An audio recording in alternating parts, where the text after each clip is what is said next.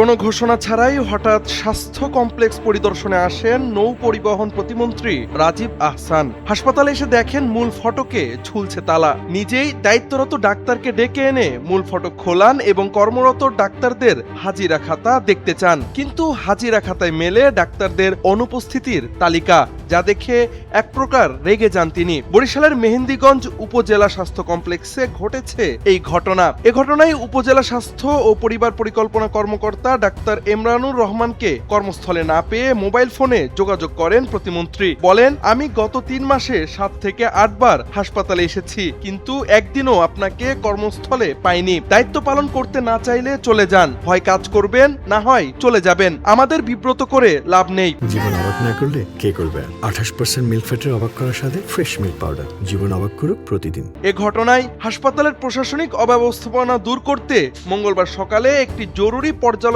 সভা আহ্বান করার নির্দেশ দেন তিনি। পরিদর্শন শেষে গণমাধ্যম কর্মী ও স্থানীয়দের আশ্বস্ত করে বলেন, মেহেন্দিগঞ্জ উপজেলা স্বাস্থ্য কমপ্লেক্সে বিদ্যমান সমস্যাগুলো দ্রুত সমাধানে প্রয়োজনীয় পদক্ষেপ নেওয়া হবে। পাশাপাশি দায়িত্বে অবহেলাকারী কর্মকর্তা কর্মচারীদের বিরুদ্ধে আইনানুগ ও প্রশাসনিক ব্যবস্থা গ্রহণ করা হবে।